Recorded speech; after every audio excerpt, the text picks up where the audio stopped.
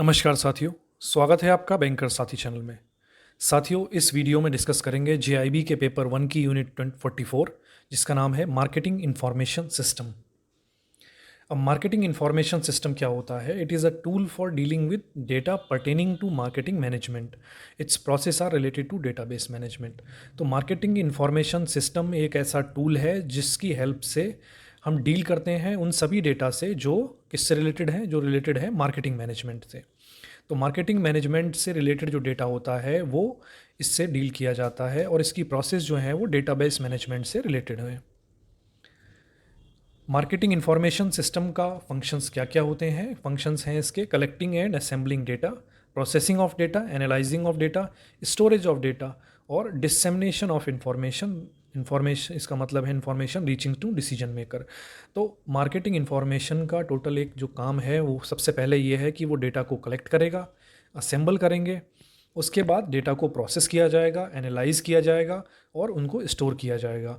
और फाइनली फिर जो डेटा है उसमें से जो इन्फॉर्मेशन है वो डिसीजन मेकर तक पहुंचाई जाएगी ताकि प्रॉपर डिसीजन लिए जा सकें उस डेटा के बेसिस पे। अब इसके कंपोनेंट्स क्या क्या हैं? Components of marketing information system, इसके 4 कंपोनेंट्स हैं। पहला है internal record system, market intelligence system, market research system और लास्ट है marketing management and science system. तो इन चारों को हम एक एक करके पढ़ते हैं। पहला जो है इंटरनल रिकॉर्ड सिस्टम।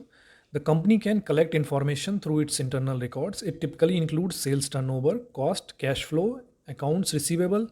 तो पहला है इंटरनल रिकॉर्ड सिस्टम का मतलब है कंपनी की जो इंटरनल इन्फॉर्मेशन, जो इंटरनल रिकॉर्ड्स हैं वहाँ से जो इन्फॉर्मेशन कंपनी कलेक्ट करती है वो इस कंपोनेंट के अंदर आता है।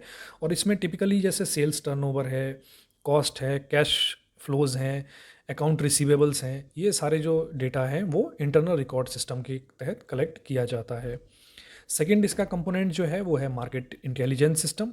मार्केट इंटेलिजेंस सिस्टम का काम ये है the component covers information from external source, यानी कि जो मार्केट में जो इन्फॉर्मेशन अवेलेबल है उस इन्फॉर्मेशन को ये कवर करता है मार्केट इंटेलिजेंस सिस्टम।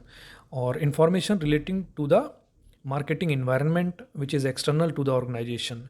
और जो भी मार्केटिंग इन्वायरमेंट में जो इन्फॉर्मेशन है जो कि ऑर्गेनाइजेशन से बाहर की जो चीज़ें हैं उनको कलेक्ट ये करता है। It includes the information about the changing market trends, competitors pricing strategy, change in the customer's taste and preference, new products launched in the market, promotion strategy of the competitors etcetera.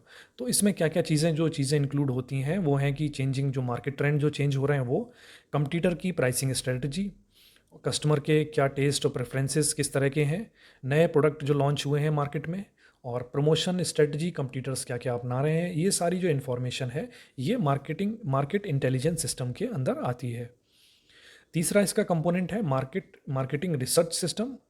और इसमें include होता है marketing research, collection of information pertaining to specific marketing problem. जो भी कोई specific marketing problem है उससे related जो इन्फॉर्मेशन है वो इसमें कलेक्ट की जाती है। Several companies conduct marketing research to analyze the marketing environment comprising of change in the customer taste preferences, competitor strategy, the scope of new product launch, etc. तो यहाँ पर क्या है, कोई स्पेसिफिक प्रॉब्लम से रिलेटेड अगर जो रिसर्च, मार्केटिंग रिसर्च की जाती है, कोई इन्फॉर्मेशन कलेक्ट की जाती है वो इस कंपोनेंट के अंदर आता है।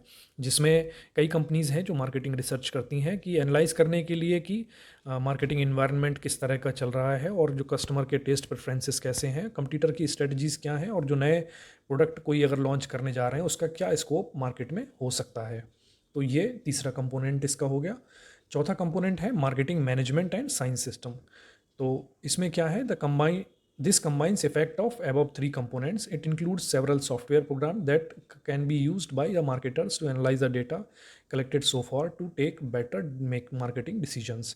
अब ये जो चौथा कंपोनेंट है marketing management and science system, इसका काम ये है कि जो पहले के 3 जो कंपोनेंट्स थे उनके थ्रू जो इन्फॉर्मेशन, यानी कि जो इंटरनल इन्फॉर्मेशन और जो एक्सटर्नल इन्फॉर्मेशन और जो मार्केट रिसर्च वाली जो इन्फॉर्मेशन ये सारी जो ली है, डेटा जो कलेक्ट किया है, उसको एक सॉफ्टवेयर प्रोग्राम वगैरह की यूज़ से और उसको प्रॉपर इस तरह से एनालाइज करना, उस डेटा को इन्फॉर्मेशन में कन्वर्ट करना, इस तरह से एनालाइज करना, अपने काम की चीज़ें उसमें से निकालना ताकि जो बेटर मार्केटिंग डिसीजंस लिए जा सकें।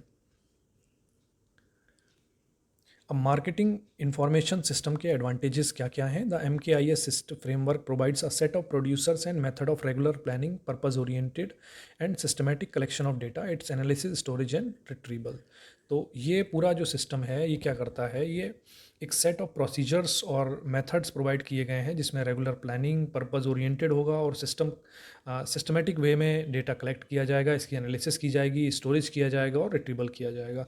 तो ये सारे काम ये करता है। It helps in improving the data capture process, checks for the reliability, consistency and quality of data. तो ये डेटा कैप्चर जो प्रोसेस है उसको इम्प्रूव करने में हेल्प करता है, उसकी रिलायबिलिटी जो है उसको चेक करता है और साथ ही जो क्वालिटी ऑफ डेटा है उसमें वो कंसिस्टेंट रहे, वो अच्छी रहे, उसको भी ये देखता है। The operation of collecting, processing and transmitting data becomes smooth and the information flow to the decision maker takes place in a ready for decision form. अब इससे होता क्या है मार्केटिंग इंफॉर्मेशन सिस्टम से, कि जो डेटा जो कलेक्ट किया जाता है, प्रोसेसिंग ट्रांसमिटिंग जो होती है वो स्मूथ वे में होती है और इन्फॉर्मेशन जो फ्लो होती है डिसीजन मेकर को, जो इन्फॉर्मेशन पहुंचती है वो इस फॉर्म में, एक तो रेडी टू यूज़ फॉर्म में यानी कि रेडी फॉर डिसीजन फॉर्म में पहुंचती है, पूरी कंप्लीट इन्फॉर्मेशन पहुंचती है। Provides tailor made information for specific need, यानी कि जो पूरी तैयार इन्फॉर्मेशन होती है, टेलर मेड इन्फॉर्मेशन जो होती है वो स्पेसिफिक नीड के लिए कई बार जो इन्फॉर्मेशन चाहिए होती है वो पहुंच जाती है। If it facilitates repetitive use of same information for the different purposes. और कई बार एक ही इन्फॉर्मेशन होती है लेकिन वो कई कई जगह अलग अलग जगह इस्तेमाल की जानी होती है, तो उसके लिए भी ये परफेक्ट है। It also help in sorting out conflicting information which otherwise would lead to confusion and misdirect the decision. तो कई बार ऐसी इन्फॉर्मेशन होती है जो कन्फ्यूजिंग हो सकती है या जहाँ पर कन्फ्लिक्ट अराइज हो सकते हैं, यानी कि दो अलग अलग चीज़ें हैं, दो अलग अलग डेटा हैं जो कुछ अलग दिशा में इंडिकेट कर रहे हैं। मान लीजिए कोई एक डेटा है वो कह रहा है कि सेल्स यानी कि कंपनी की पोजीशन जो है बेहतर हो रही है, जबकि कोई दूसरा डेटा, कोई दूसरी जो इन्फॉर्मेशन निकल के आ रही है वो दूसरी तरफ इशारा कर रही है, यानी कि जो कंपनी की सेल्स वगैरह है वो कम हो रही है। तो इस तरह की अगर कन्फ्लिक्टिंग अगर इन्फॉर्मेशन आती है, कन्फ्यूज़न जिससे क्रिएट होता है, उसको भी सॉर्ट आउट करने में ये हेल्प करता है। It serves as a total knowledge management mechanism. It supports capture of knowledge, makes the knowledge flow where it is required and ensures its availability in readily usable form. तो ये क्या करता है, जो भी नॉलेज मैकेनिज़्म है, total knowledge mechanism, management mechanism की तरह ये काम करता है और सपोर्ट करता है जो भी नॉलेज को कैप्चर करना, नॉलेज फ्लो को बनाने में हेल्प्स करता है, साथ ही it is required and ensures its availability in readily usable form. और नॉलेज केवल कलेक्ट करने में और उसको मैनेज करने में ही हेल्प नहीं करता, बल्कि इसको इस तरह से अवेलेबल कराने में हेल्प करता है जिसको रेडिली यूजेबल फॉर्म में, यानी कि जो तैयार हो, जिसको हम यूज़ किया जा सके काम के लिए। तो साथियों इस वीडियो में इतना ही था, कि आई होप कि वीडियो आपको पसंद आया होगा, आपके कुछ कॉन्सेप्ट इसमें क्लियर हुए होंगे। तो साथियों इस वीडियो को लाइक करें, साथ ही शेयर करें हमारे सभी बैंकर साथियों के साथ जो GIB एग्ज़ाम देने जा रहे हैं। साथ ही चैनल को सब्सक्राइब करें और बेल आइकन प्रेस करें ताकि आने वाली वीडियोज़ की नोटिफिकेशन आपको टाइमली मिलती रहे। तो मिलते हैं साथियों नेक्स्ट वीडियो में। Thank you.